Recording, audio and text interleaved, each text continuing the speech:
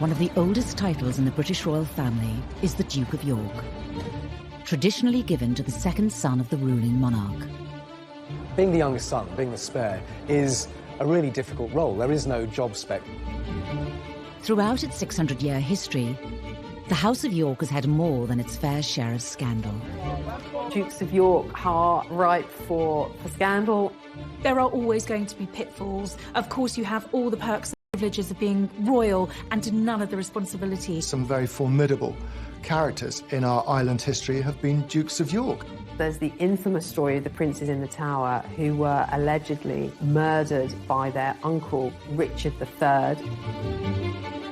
But now the current Duke of York, Prince Andrew, is facing scrutiny. As the second son, Andrew spent his childhood and, of course, his adult life he has spent in the shadow of his older brother. A bit naive, but then his judgment has always been a bit naive. Did you have to go by private jet to Newcastle? Yeah, because there was no other way of getting there and back. A naval officer and celebrated war hero. When there are missiles and things flying around, at that precise moment, you are on your own. I don't call it escapism at all. James Bond is escapism, and I'm not a commander yet. A playboy prince, once second in line to the throne. I think he was always seen, as Prince Charles said, as the handsome one, a bit of a favourite of the Queen. He had a good life. He had all the privilege with none of the responsibility. Now caught up in a story that has shocked the world. I think it's fair to say that this is a scandal of an entirely different nature. This is by far the most damaging of allegations. Poor old Prince Andrew, he rarely seems to be out of the papers these days. Prince Andrew, you're going to resign, Prince Andrew. You're an embarrassment, sir. What impact will the current Duke of York have on the future of the monarchy? He's never been far away from controversy, but his connection with Epstein, that ill-fated friendship, has inflicted the greatest damage on his reputation as a member of the royal family. What will this latest scandal mean for the House of York?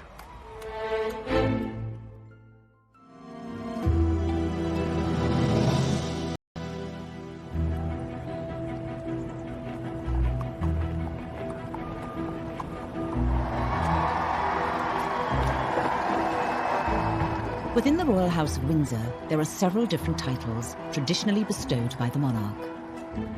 Wales, Cambridge, Sussex, and York.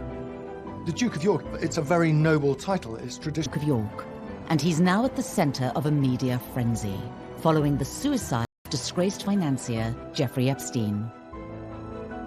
And there is an old saying out there that says, tell me who your friends are and I'll tell you who you are. Prince Andrew certainly isn't the first Duke of York to be at the centre of controversy. When one looks at second sons of monarchs, is that they are they're a heartbeat away, if you like, from the top role, the top job. Dukes of York have, over the course of history, been rather colourful characters. The title Duke of York goes back to the creation of the House of York in 1385 by Edmund of Langley. For over 80 years, the title was passed down through the male heirs until the House of York became a royal household. In 1461, during the War of the Roses, Edward, Duke of York, seized the British throne and became King Edward IV of England. He gave the title Duke of York to his second son, Richard, a tradition that has continued to this day. The first second son to have that title was Richard, Duke of York. And Richard, Duke of York, was right bang in the middle of the Wars of the Roses, at that time when the houses of York and Lancaster, both which had claims to the throne, were basically fighting for the throne. But Richard's life would be a short one after he disappeared in mysterious and macabre circumstances. There's the infamous story of the princes in the Tower who were allegedly murdered by their uncle, Richard III, the king in the car park, as many people know him. And allegedly he killed his nephew in the Tower because he wanted to be king himself. The story goes that the 9-year-old Duke of York, Richard, and his older brother Edward were locked away in the Tower of London as part of a villainous scheme to claim the throne. Their bodies were never found. history holds that, you know, their bones are there in the Tower of London. With no male heir, the Duke of York title went into extinction with 9-year-old Richard's death. But just over a decade later, after a shift in the monarchy, the title was given to the next second son in line to the throne, a certain Henry Tudor. Infamous Henry VIII, of course, was also a second son. He was the second son of Henry VII. He wasn't supposed to be king, but when his brother, Prince Arthur, died, he not only married his former brother's wife, but he also became king. Arguably one of the most notable Duke of Yorks to become king is Prince Andrew's grandfather. Some very formidable characters in our island history have been Dukes of York. The Queen's much-loved father, on whom she pretty much has based her entire reign, so she holds that position extremely dear to her. The Duke and Duchess of York with their little daughters arrive in the first carriage, and Princess Elizabeth lingers on the steps to take stock of the scene. The abdication of Edward in 1936 paved the way for Elbert, the Queen's father, to give up his title as the Duke of York and become King George VI. When the Duke of York realised that he was going to have to become king, he broke down and cried. As he said, I don't know anything about it. I haven't trained to do this job. And you certainly do need training to do that job. To be placed in the position of having to choose between love and the throne is one of life's most tragic dilemmas, even if the dilemma is of the king's own making. It's one of the most pivotal moments in the history of the British monarchy. Princess Elizabeth, as the daughter of the Duke of York, yes, she probably would have been a working royal, but her whole destiny was changed. And in fact, the history of the British royal family was changed. Over time, the Duke of York role has become known as the spare heir.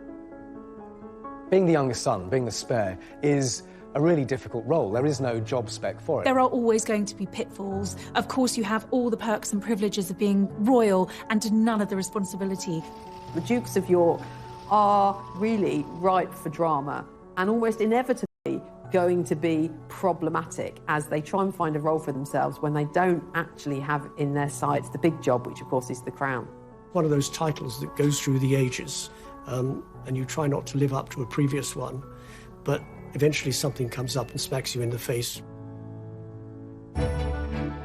Prince Andrew would not receive his official title of Duke of York until his marriage in 1986. But from birth, he was in the headlines, being the first child born to a reigning monarch for 103 years. Prince Andrew had a very happy childhood. He came 12 years after the Prince of Wales was born, and of course a little bit after Princess Anne was born. The third of 4 children, it was rumoured that he was the Queen's favourite. I suppose some might say that Andrew was spoilt far more than Charles was.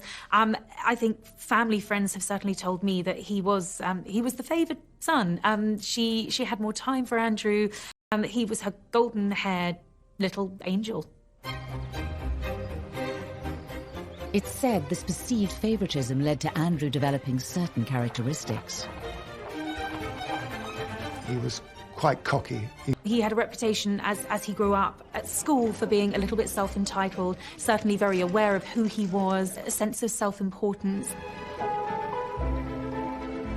I think he was always seen, as Prince Charles said, as the handsome one, a bit of a favourite of the Queen. You know, he had a good life. He had really all the privilege with none of the responsibility. In 1979, Prince Andrew would find a role for himself when he joined the Royal Navy as a helicopter pilot. Harpoon Master is on. FCS, dials, trims, set, lights on. He wanted to make the Navy really his career for life, and he was a diligent young officer, with 1 or 2 exceptions. I mean, he is famously said to have remarked to one senior, very senior naval officer that a senior officer could call him H, being short for HRH. And the senior officer said, "And you can call me sir." And that, again, it gives you an idea of what the young Andrew was like. Basically, what I'm here for is to work the ship up into aviation and also myself back into the deck. And actually getting back on the deck on a dark night is quite exciting. He was a good naval officer, diligent, hard-working.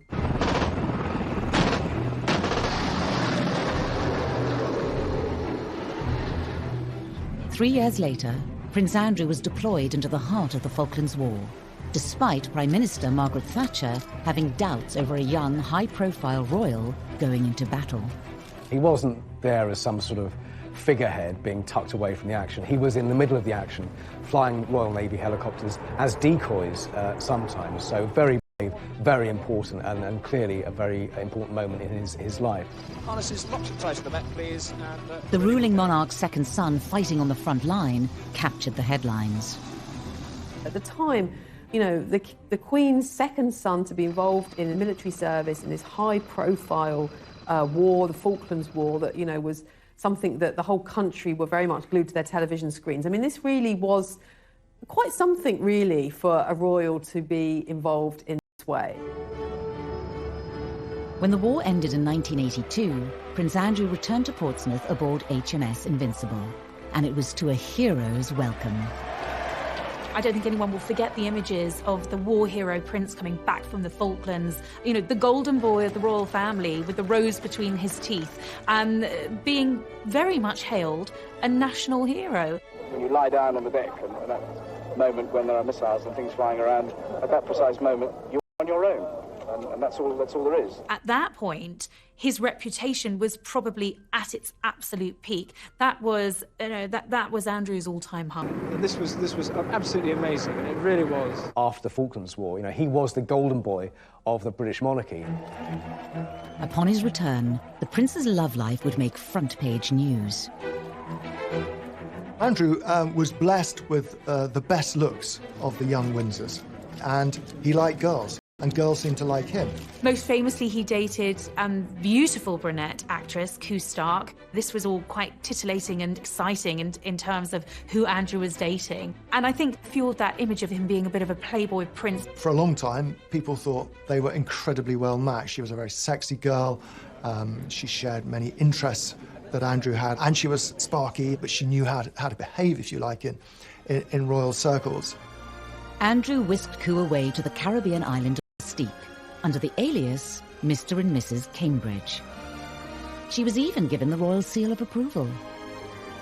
Their relationship was so close that Andrew introduced her to his mother. Well, of course, that sparked a frenzy of speculation in the press that an engagement announcement was just around the corner. The royal romance soon turned to scandal. Unfortunately for Andrew but particularly for Koo, she had a past. It turned out that, you know, not only was she an actress, but she'd actually appeared in some pretty risque movies, which really were the death knell of the relationship. We just embarked on the Diana years. Attitudes towards the royal family were changing. They were incredibly popular. They didn't want to do anything that might jeopardize this reach they had with the public. Advisors around the royal family felt that she was an unsuitable figure for Andrew to be seen with, which was a great shame because I think they might have made a very successful team. Andrew and Koo eventually split up, and the prince went on to have a string of high-profile relationships. He definitely had a penchant for pretty women. I don't think it necessarily mattered whether they were brunette or blonde. The girls fell for him. Quite a number of girls fell for him, and he had a succession of girlfriends. And in those days, there weren't many royals around to write about, and Andrew was ripe for being written about. The media dubbed him Randy Andy. I think the Playboy image was rather good for the royal family. I think it gave them a dose of Hollywood glamour that they were lacking, and it was quite exciting. To some extent, the reputation, the sort of Playboy prince was deserved, but, you know, in the same way that, you know, young royal princes will be young royal princes. The press loved this. You could see that this was, you know, Andrew at his prime. By the mid-1980s, despite a reported Playboy lifestyle and front-page headlines, the future Duke of York was a popular member of the royal family. I think he was brought up to believe that he was terrible. Despite being the spare to the heir, he was going to make a success of this. How then did he become embroiled in one of the royal family's biggest scandals? Prince Andrew, are you resigning? I think Prince Andrew's friendship with Jeffrey Epstein has been one of the most damaging things to happen to the royal family within the last 30 or 40 years.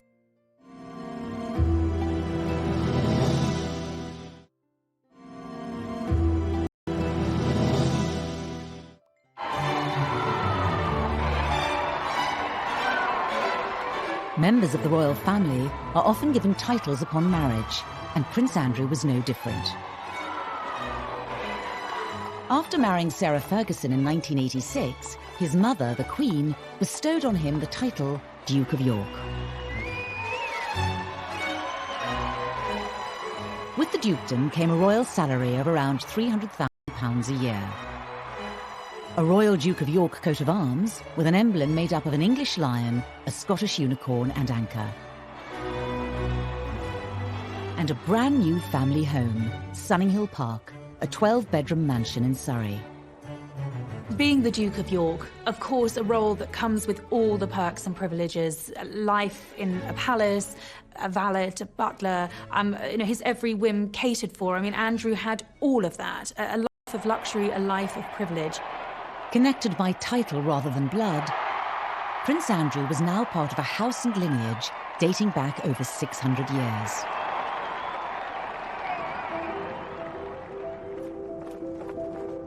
But his chapter as the Duke of York would not be free from scandal. In 1999, Prince Andrew was introduced to Jeffrey Epstein. This acquaintance would go on to result in one of the House of York's biggest controversies. Jeffrey Epstein was a multi-millionaire American hedge fund manager who socialized in the company of rich, powerful men and beautiful women. I think they became friends very quickly. Andrew has always been attracted to rich men and money, and Epstein was, by all accounts, a charismatic fellow. There's one thing in America that trumps cash. It's royalty. Epstein had the cash, Andrew had the cachet. And of course, Andrew was a real-life prince. Americans love British royalty. In 2008, Jeffrey Epstein was found guilty of procuring a person under the age of 18 for prostitution and went on to serve 13 months in prison. Prince Andrew's past meetings with Epstein before he was convicted were now under intense media scrutiny. Andrew would invite him to Balmoral, the Queen's private home at Balmoral, invited him shooting at Sandringham, the Queen's private home, and, was really kind of invited into the heart of British society. Many assumed that with Epstein having spent time behind bars, the Duke of York would cut all contact. What was so staggering was in 2011, after Epstein had been released from jail, Andrew was photographed walking with him. It was an extraordinary image, and the whole story and the scandal, if you like, about Andrew and his questionable tastes in friends really springs from that photograph. Andrew felt that he could still remain on amiable terms with Epstein. A bit naive, but then his judgment has always been a bit naive. It was around the time of Epstein's release that a photo of the Duke of York and Virginia Roberts, now Giuffre, appeared in the world's press. Although some close to the prince claimed it was a fake, and the story went quiet. 4 years later, things went from bad to worse for the Duke of York, when Virginia Roberts implicated him in the growing sex scandal. Virginia Roberts claimed she'd been essentially recruited as a very young girl by Epstein, and Prince Andrew had slept with her 3 times. Prince Andrew strenuously denied all allegations, and the accusations were later thrown out of court after the judge ruled them immaterial and impertinent. At the moment, these are allegations. Nothing has been proven, and in this country, you are innocent until proven guilty. Nonetheless, allegations of this nature are incredibly damaging. In 2015, with questions still looming over the Duke of York, he was forced to address the accusations during a royal engagement. Firstly, I think I must want, for the record, to refer to the events that have taken place in the last few weeks. And I've just wished to reiterate and to reaffirm the statements which have already been made on my behalf by Buckingham Palace. This was one scandal that would not go away. In July of 2019, Jeffrey Epstein was charged with further counts of sex trafficking. He committed suicide in his cell whilst awaiting trial. With the eyes of the press back on Epstein and his associates, Prince Andrew once again became front-page news. This time it was a video from 2010. And like the photo in Central Park, it showed the Duke of York spending time with Epstein after the latter's conviction. A video of Andrew at Epstein's townhouse in Manhattan, where there was lots of going on. The Duke of York strongly denied any wrongdoing, but the press continued to ask serious questions of him.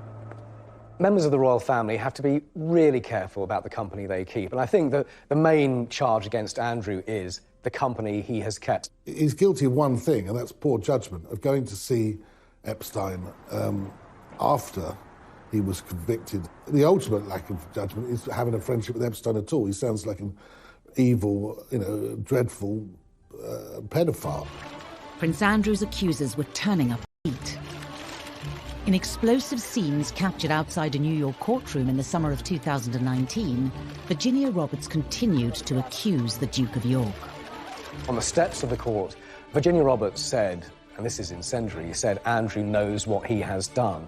He knows exactly what he's done, and I hope he comes clean about it. Thank you. That's what forced Prince Andrew into issuing his latest statement. The Duke of York chose to clarify the facts around his relationship with Epstein by issuing a statement. As well as being appalled by the alleged crimes, Prince Andrew claimed that he only saw Epstein once or twice a year, and that he did not see, witness or suspect any behaviour of the sort that subsequently led to his arrest and conviction. I think he was trying to apologise. It just prolonged the story, made everything worse, and it raised a lot more questions. It does beg the question, well, why has it taken him 9 years to respond in the way he has? The photograph has been around and the allegations since before 2010. Why on earth didn't he say something then? In spite of the negativity in the press, Her Majesty the Queen has continued to stick by her son. He assured her of this the first time round in 2011, and he assured his mother then that she had nothing to worry about. I was told by a source very close to the family he has her full support, and after this news had broken, the Queen was pictured being driven to church in Scotland with her second son, smiling broadly for the camera. What better way, I suppose, to send out a very clear signal and show of support? The Queen was once again standing by her son. It certainly isn't the first time that the Queen's second son has had questions asked of him by the world's media. I think in royal circles there's a bit of a despairing and wringing of their hands because, this wasn't just a one-off. There has been so many questionable decisions that Andrew has made, and there's a sense of for goodness sake, when were you going to wise up? The comments that are made about an extravagant lifestyle and so forth. Is that fair? What is an extravagant lifestyle? Travelling by private jet?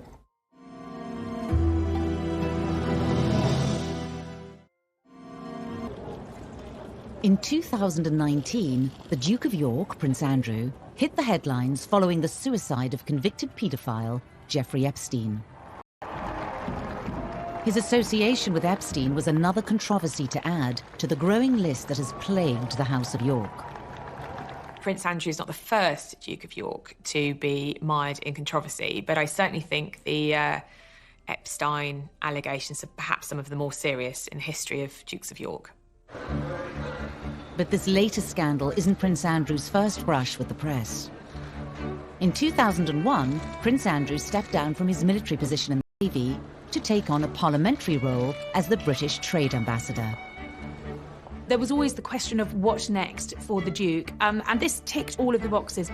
Andrew was determined to make a success of being trade envoy, and I think as an ambassador for Great Britain, certainly in those early days of that role, I think he did quite a good job. I mean, he certainly had pulling power. You would hear MPs saying that he was the greatest asset for Britain in terms of trade and industry, because frankly, you get a call saying, would you like to meet Prince Andrew, the Duke of York? Yes. Prince Andrew's royal profile opened many doors for British trade. Pretty impressive, 6,000 jobs and £1 billion worth of investment. I mean, that's not something to be sniffed at, is it? It isn't. And what's really encouraging about that is that that's gone into about 931 starting and scaling businesses, and 97% of those 931 are still operating today, and they're still growing. But some also feel that the Duke of York's new job came with other perks. Every June, every royal correspondent gets to go to Buckingham Palace to look through the royal accounts, and we all go straight to the travel document, because that's the one we all understand. How much the royal train costs, how much those private flights are costing. And year after year, he would be at the top of the list.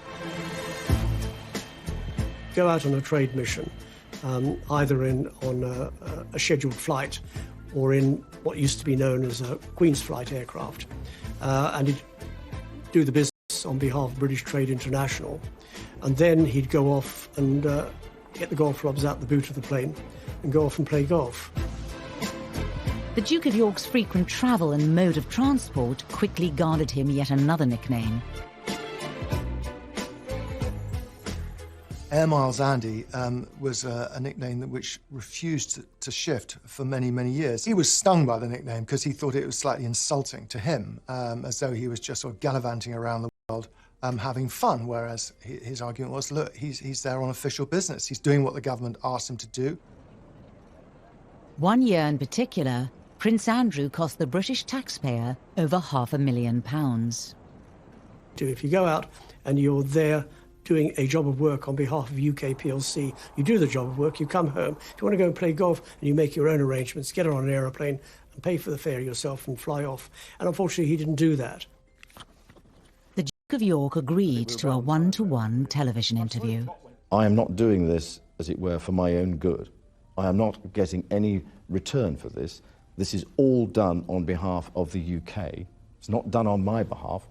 If I was doing it, I wouldn't, as it were, allocate my time in this way.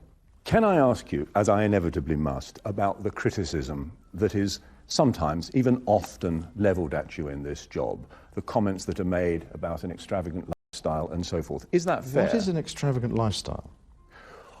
Travelling by private jet, using helicopters when you could take a train? But it is again, it is the maximisation of my time for the best value for money, and that's the way that and I'm not the one that makes those decisions. In truth, it became quite a problematic role for Andrew. I think he frequently found himself having to defend himself, having to defend the flight he was racking up. That became an issue. That became more of the story than Andrew representing Britain overseas, and that was a problem. Did you have to go by private jet to Newcastle? Yeah, because there was no other way of getting there and back, bearing in mind from what I was doing before and what I was doing afterwards. On top of the alleged travel perks, Andrew continued to be in the headlines. Once again, it was because of the company he was keeping. It was the meeting with the Gaddafis where I think eyebrows raised. He entertained the ousted former president of Tunisia at Buckingham Palace. The fact that Andrew went out to foster these questionable relationships suggests that perhaps the allure of money, of wealth, of all of these offshore billions was incredibly appealing to Andrew. He's not good at picking his associates. He's not good at picking his, I won't say friends, but acquaintances. Bottom line, he's grown up in palaces and castles. He's the son of the Queen. He is used to a certain sort of lifestyle. So guess what? He mixes with people who have that similar sort of jet-setting lifestyle. Andrew has perhaps been rather naive and not really perhaps understood the kind of, at least the optics of some of what he has done. I think Andrew felt that he had this official role as trade envoy for the UK government and was doing a great job. He's very thin-skinned, and he takes any kind of criticism extremely personally and angrily, in fact. I think the press became less supportive over the years. I think he was on the receiving end of quite a lot of criticism. Was it unfair? I would argue not, because I think some of the decisions Andrew made were bad decisions. Some of the business affiliations were not clever. It was at this moment, with huge pressure mounting on Prince Andrew's job, that the photo with Jeffrey Epstein in Central Park was released, sealing the trade ambassador's fate. He mixed business with pleasure, and if you're going to mix business with pleasure, be very careful about the pleasure that you mix with, and he wasn't. And there was MPs who had described Andrew as the most glittering asset for Britain overseas. That was when those MPs then turned on the Duke and said, he's got to go. This is untenable. In 2011, Prince Andrew stepped down from his role as trade ambassador. I think that actually he felt it wasn't guilty of anything, but it was undermining his position as a trade ambassador and embarrassing the Queen and the Queen's government. And I think he felt it would be best if he just stepped aside at that time. And I think that it probably stopped the continual onslaught in the media, and that's probably what was needed. How are you today, sir? Within the royal house of York, it's not just the Duke who has received negative publicity. By his side for many years was the Duchess of York, Sarah Ferguson, who was no stranger herself to scandal and controversy. Sarah has a very contagious personality. Andrew was very much drawn to her. It was the ultimate royal fairy tale in many ways, and then it all came unstuck.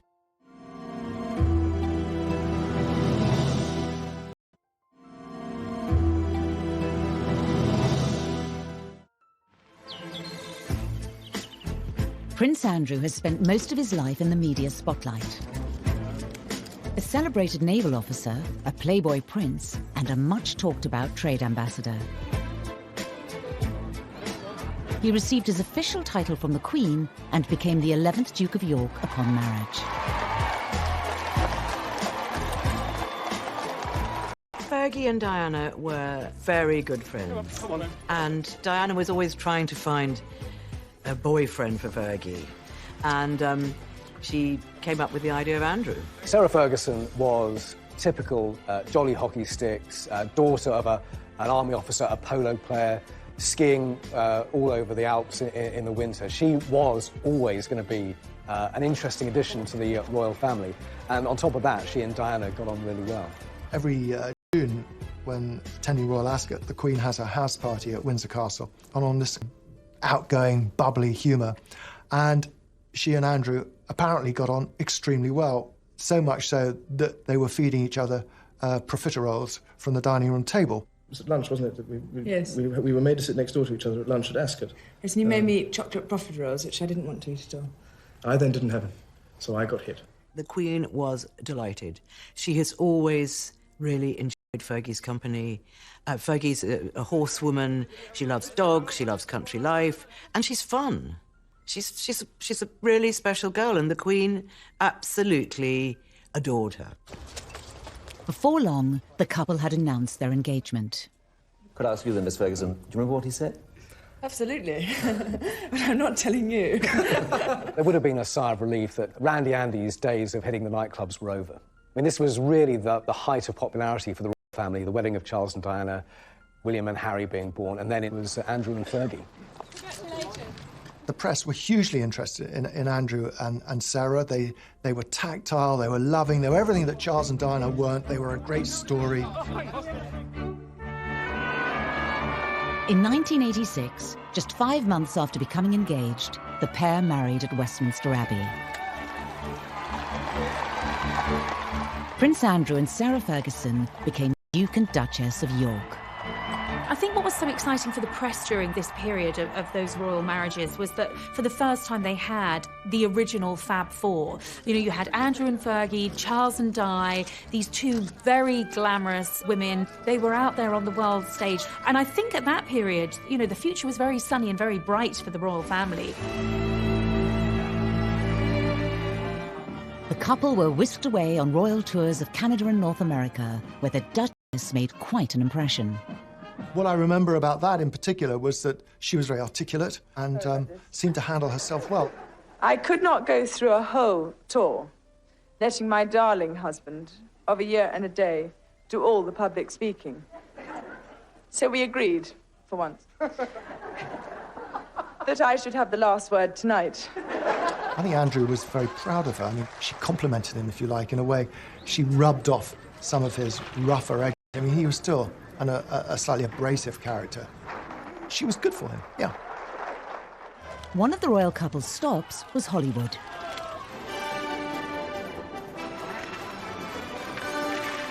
I was on the royal tour when they were in Los Angeles, and they were a huge success. Everybody loved them. At last, I have the turn to talk. All these men around here. Love you! I'll see you later. outfits and had different bows in her hair, and it was all quite over the top. I'm so amazed by Los Angeles and the welcome that you've given us and me. But I never forget that the only reason I'm here is because I'm married to the Duke of York. There was a big reception and all the sort of LA crowd, and Fergie and Andrew really did well there. By 1990, the couple had welcomed 2 children, Beatrice and Eugenie. But cracks were beginning to form in their marriage. Fergie was finding life at the palace extremely difficult. She was being criticised hugely at this stage of her life. She didn't have Prince Andrew at her side because he was away doing his naval duties. So things just really started to break down. Captain. Good evening, sir. It's Red 30 Ranger, 6 miles. As well as the royal tours, Prince Andrew was still serving as a naval officer, spending more and more time away from his family. Captain Roger, yes, thank you very much. As a commanding officer, you can, on occasions, get extremely lonely and isolated if you're not careful. It's terrible. I mean, you're going away and leaving what you love behind. It's a fantastic job. All 3 services, a fantastic job for a single man. It's getting less and less so for a married man. I don't call it escapism at all. James Bond is escapism, and I'm not a commander yet. Sarah was basically a single mother at home with raising 2 children, and it put a huge strain on the relationship. The couple's marriage was under intense media scrutiny. Rumours of affairs began to circulate in the press. Fergie was seeing a man called Steve Wyatt, and it seemed so soon after the marriage, and yet there was already talk that the marriage was in great difficulty. She felt neglected by her own husband. She was being given a really hard time by the press. I think she was incredibly vulnerable. Speculation continued for months until the Duke and Duchess of York were forced to make an announcement.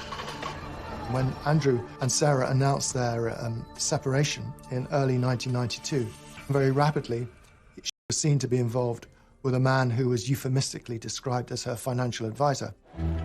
A royal separation was only the start of the controversy for the Duke and Duchess of York, after now infamous photos of Sarah Ferguson were released in the media. I was with John Bryan the night the pictures appeared in one of the tabloid newspapers, and I'd gone to his flat with the Daily Mirror, and he phoned Fergie. Of her on a sunbed, and she was having her toes sucked by her financial advisor. These pictures were compromising, they were embarrassing, shameful for Fergie. Things quickly... Để lòng tôi hân hoan giữa trời mây, ngày xưa dấu yêu còn đâu.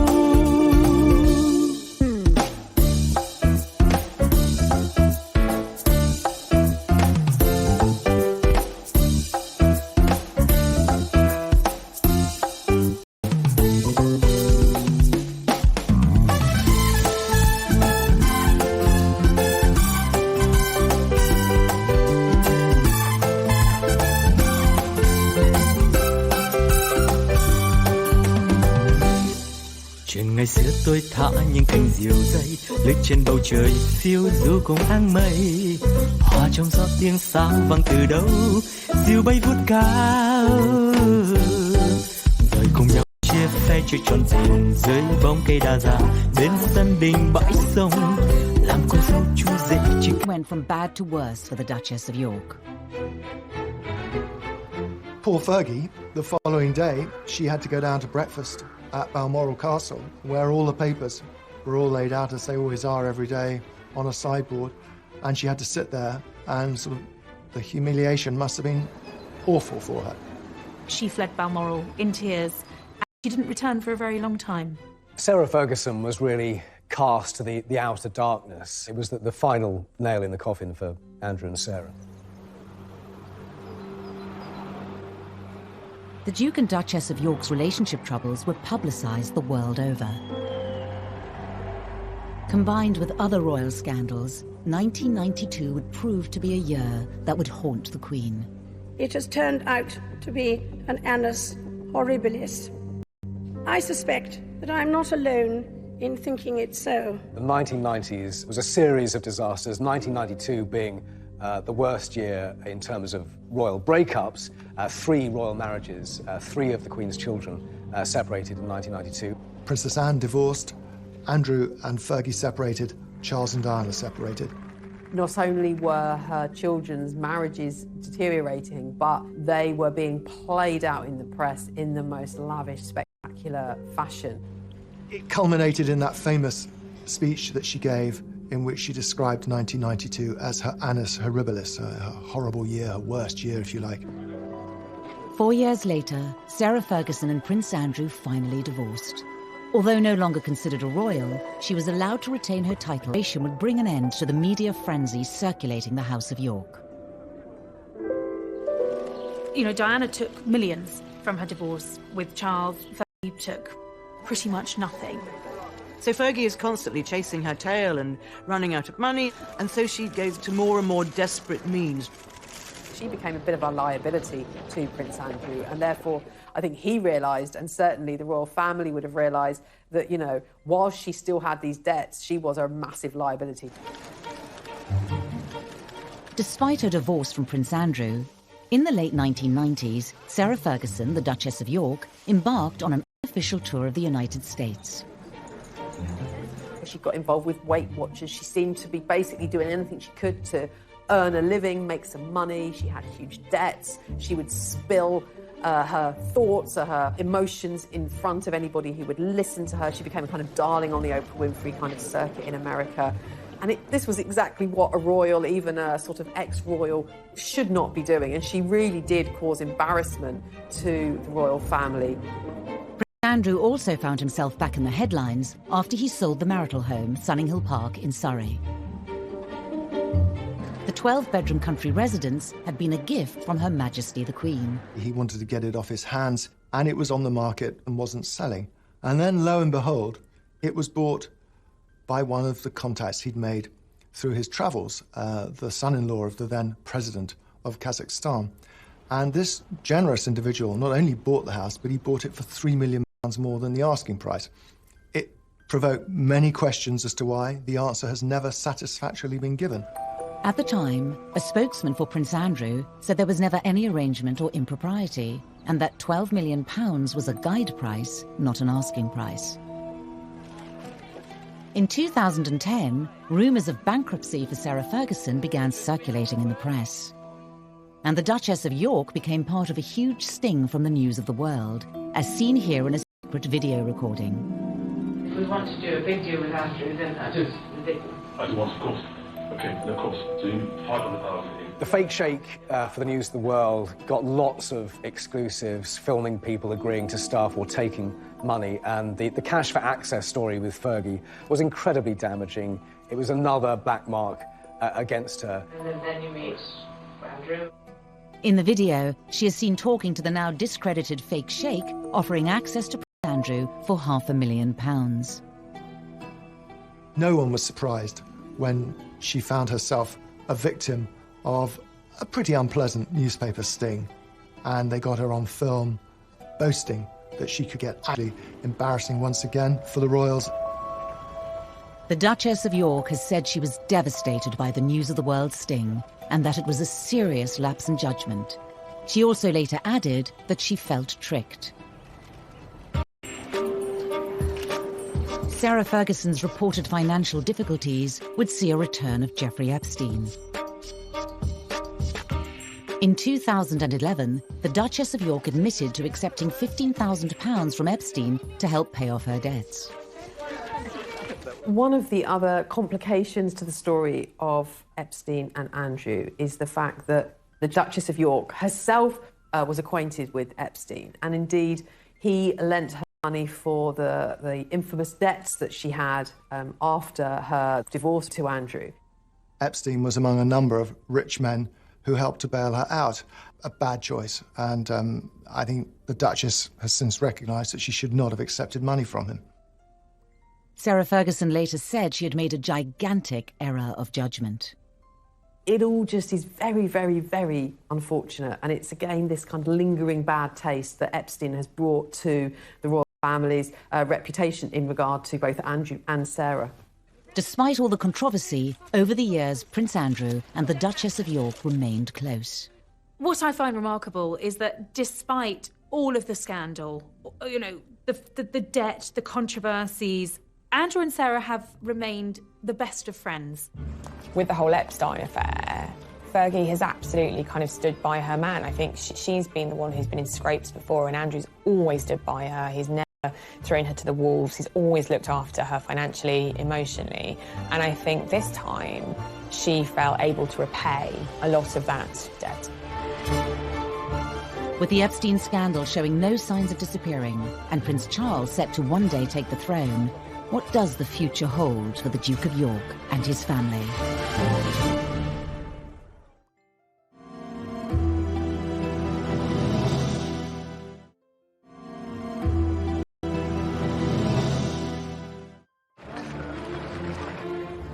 Over the years, the House of York has been embroiled in damaging scandals, none more so than the association with disgraced financier Jeffrey Epstein. I think that Andrew's judgment is probably clouded partly by the life he's led, his upbringing. He's been protected from the world. And royal insiders say that the whole affair has impacted Andrew's relationship with his older brother Charles, who as future king will have ultimate say over the future of the British monarchy and Andrew's role. My understanding from his brother, photographed walking in Central Park, his advice to his brother was to leave that relationship well alone. It was a relationship that I think had worried Charles from quite an early stage, but that picture was really the nail in the coffin for Charles. It was when he said to his brother, stay away from this. But of course, that advice came a little too late. Could the scandals of Prince Andrew lead to the marginalisation of the House of York? There is a battle going on right now behind the railings of royal palaces about the future size of the British monarchy, about slimming it down, about getting rid of the minor royals from the public funding and so on. There was a glimpse of the new potential slimmed-down monarchy at the Queen's Diamond Jubilee in 2012. The Duke of York and his two daughters, Princesses Beatrice and Eugenie, were noticeably absent, further fueling speculation that Prince Charles was beginning to sideline the House of York.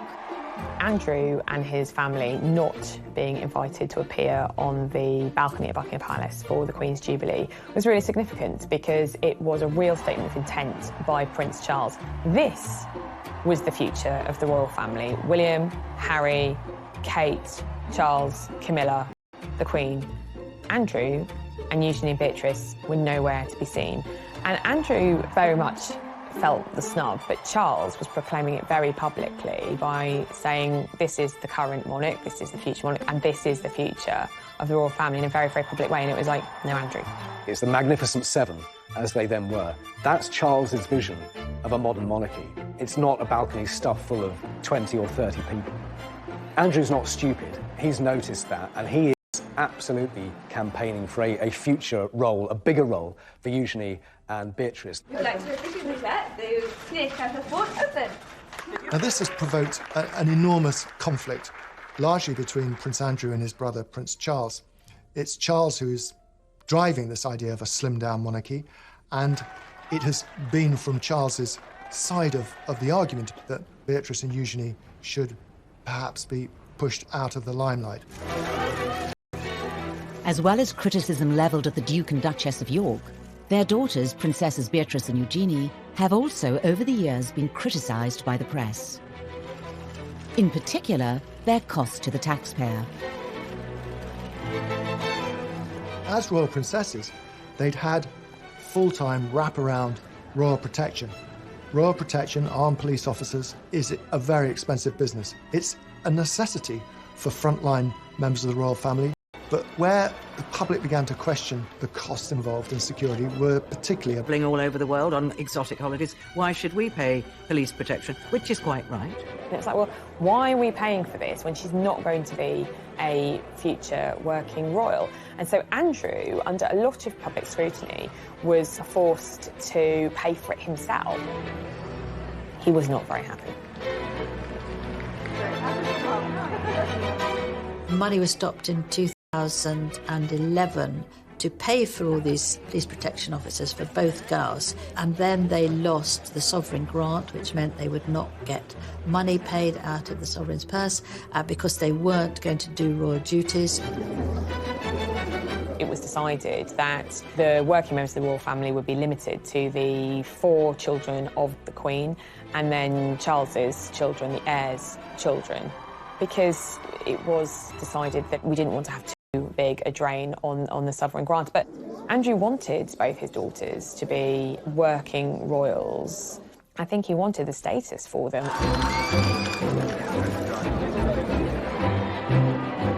Look at the Princess Royal. She's got 2 children, Peter Phillips and Zara Tindall. Both of them, without titles, have made their way in life quite admirably, without any handouts from anybody, without any titles, and it's worked for them. And if it's worked for them, then it should work for Beatrice and Eugenie. In 2018, Princess Eugenie married her long-term boyfriend, Jack Brooksbank, amid all the pomp and ceremony of a royal wedding, the scale of which many believed was Prince Andrew's way of putting his family back into the royal limelight. There was criticism over Eugenie's wedding. It was paid for privately, and yet, you know, there was still questions asked over whether it was absolutely necessary to have 2 wedding dresses, 3 days of parties. And I think for the Yorks, it's hard for them to escape that sort of controversy because they have been known for their exuberant spending over the years. Prince Andrew, becomes very grand and royal, and he makes things happen. You want to get married in St George's Chapel? You'll get married in St George's Chapel. You want the biggest party the world has ever seen in my back garden? You'll have it. Andrew was at pains to point out that this was a bigger wedding than Harry and Meghan's, and that they'd invited more people to fill St George's Chapel. Of course, that was the same place that Harry and Meghan got married a couple of months earlier, because Jack and Eugenie had so many friends, so more people had to come. Eugenie had 3 days of parties. It was almost Andrew saying, yeah, Meghan and Harry, whatever you can do, I can do better. And with Beatrice's recent engagement to Italian property tycoon Edoardo Mapelli Mozzi, and it was rumoured in the press that Prince Andrew was keen for his daughter's husbands to have royal titles, something the Duke of York denied. It's very interesting the way that Princess Eugenie is still styled. Because her husband hasn't got a title, officially she should now be Mrs Jack Brooksbank, and in the court circular and in correspondence, because that's her very archaic official title. But it's very interesting that she is styled Princess Eugenie, Mrs Jack Brooksbank. So I think that was very much a sign from Prince Andrew that his daughter should be remembered, that she's still a princess. Despite Prince Andrew's best efforts to keep the House of York front and centre, what will the Epstein scandal mean for the Duke of York?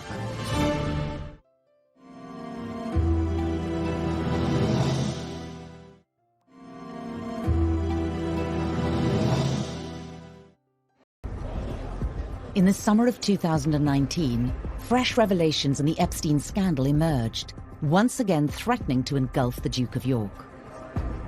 Did you recover from this, sir? He's never been far away from controversy, but his connection with Epstein, that ill-fated friendship, the Epstein connection, has inflicted the greatest damage on his reputation as a member of the royal family. In July, federal prosecutors filed new charges and once again arrested Jeffrey Epstein. Prince Andrew's continued friendship with Epstein was once more called into question. Previously unseen footage of Prince Andrew in Epstein's Manhattan townhouse appeared in the media. Although it had sort of slept dormant for 4 or 5 years, it burst on the scene again. And they showed a video of Andrew at Epstein's townhouse in Manhattan, where with lots of comings and goings with young women. So the world is saying, how could he not have known what was going on? This has been a very turbulent summer for the royal family. Buckingham Palace has gone into firefighting mode. They're defending the Duke of York against the most serious allegations to plague him in his royal career. There are questions that many believe the Duke hasn't completely answered. Epstein's suicide whilst in custody meant he stood trial for the new allegations. Epstein killed himself shortly before going on trial again, and so his accusers feel that they have been cheated of their day in court. Footage captured on the steps of a New York courthouse showed Virginia Roberts, now Giuffre, renewing her accusations against the Duke of York.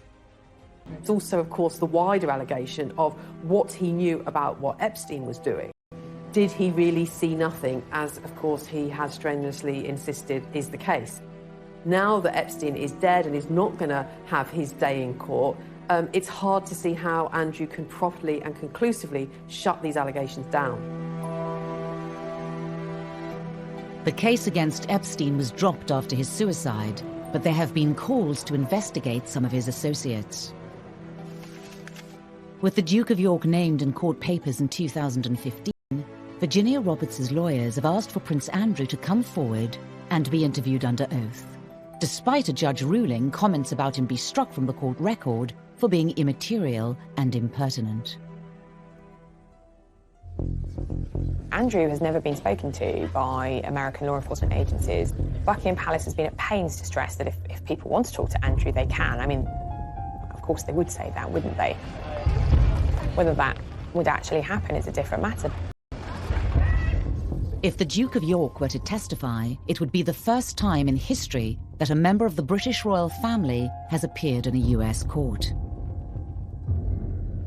Andrew clearly in his statements repeatedly has said, I didn't do anything wrong, I didn't know anything wrong was going on.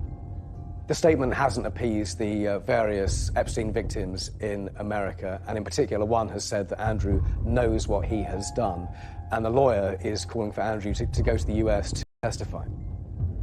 Virginia Roberts gave a televised interview to American television program Dateline for NBC. It was a program watched by millions, in which she further detailed her alleged interactions with Prince Andrew. The first time in London, I was so young. Ghislaine woke me up in the morning and said, "You're going to meet a prince today." I didn't know at that point that I was going to be trafficked. This is not a trial by the media. It is an investigation.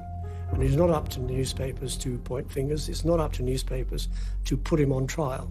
It is up to the Americans, as and when they have a case. Will he be a hostile witness to the FBI inquiry? Will he be dragged into some court case in America? That seems less likely. But surely someone is going to want some answers to very many questions about his connection to Jeffrey Epstein, to the girls, and to all those stories which have been buffeting the royal family throughout the summer months. Despite his protestations of innocence, we don't really know what happened, and therein lies the problem. And I think that this will continue to dog me. Is yet to be seen. The royal family are, by their very nature, loyal to one another, and they close ranks and support each other. But Prince Andrew is testing that policy and that loyalty and, you know, family ties absolutely to the limit. The royal family, over the centuries, have been involved in all sorts of allegations, innuendo, scandals, and they have survived. They've survived for over 1,000 years, and they will continue to survive. Individual members of the royal family are not involved in this, only Prince Andrew. As Prince Andrew's future is discussed and speculated upon in every quarter, the title Duke of York is itself facing an unknown future.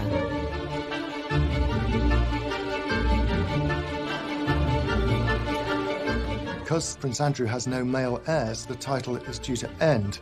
But Andrew has only 2 daughters, and as things stand at the moment, as I understand it, the title will go into abeyance, or die with him, if you like.